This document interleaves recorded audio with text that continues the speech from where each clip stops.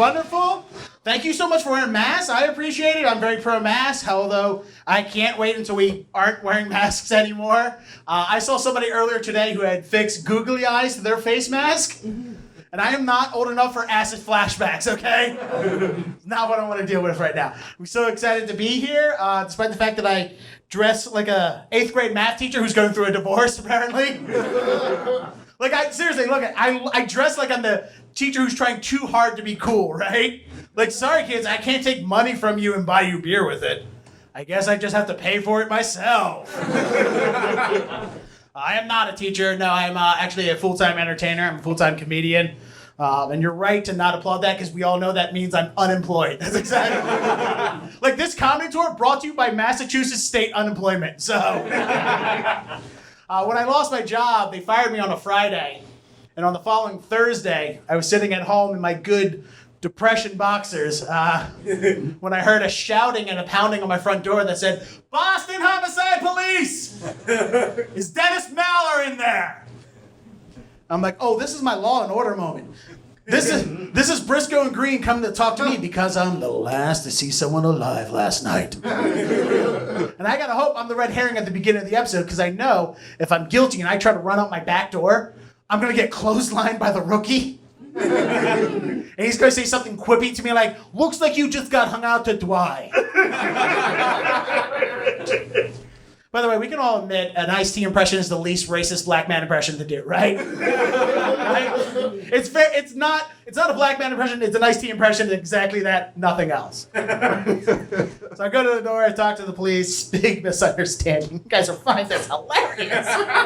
What had happened? The police were coming to talk to me because my former employer called them because they thought that after being fired, I was going to come shoot up the building. Now look, I did not entertain that thought.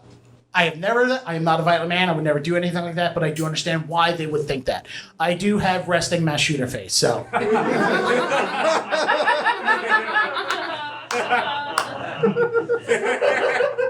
Like, I have the kind of face, if you see it in a newspaper, you know in that article, it will say, "In his manifesto." Like, I get what all right, let's be honest. I look like a background actor from American History X, okay? Like, I look like, if I had to describe my looks, it would be if I told you to get home safely, you would think it was a threat. I look like my sole income comes from giving unsolicited speeches on when we should keep Confederate monuments, all right? I spend every waking moment of my life trying to convince people this is a genetic defect and not a political statement, okay? So here's why they thought that. As I was leaving, I pulled out my phone, I opened Twitter, started writing a tweet, and I said, after 15 years with this company, I've always envisioned what my last day would be like.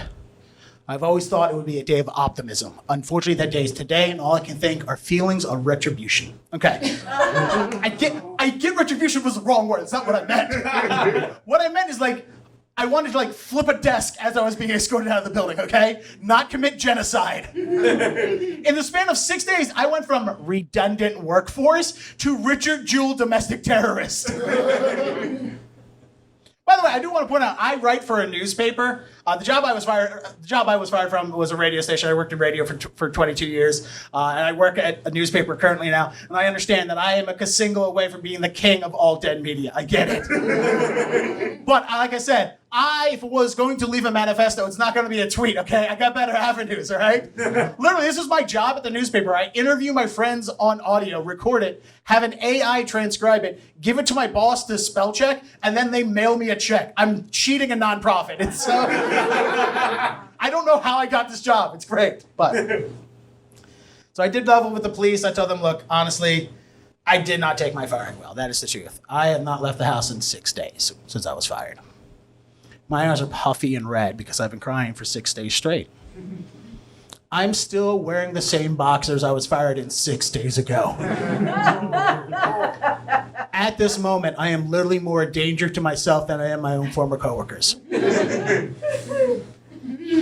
And that's when this welfare check became an actual check on my well-being. Do you know what it's like to be cleared of a crime you couldn't commit because your defense is you were too depressed to commit it in the first place? Like, the police showed up at my house expecting to take away my guns. They left with my shoelaces.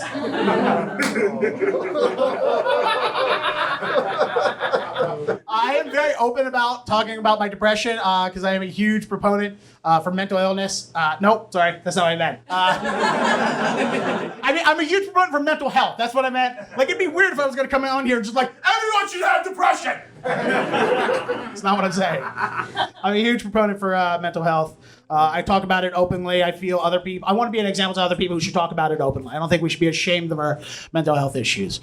So one of the things that I did is I have this coffee mug that I sell. You can buy one after the show online, or you don't have to at all. But I think it's the best way to tell your coworkers that you live with a mental illness. Because what it is, it says, not until I've had my coffee, and coffee is scratched out and says antidepressants.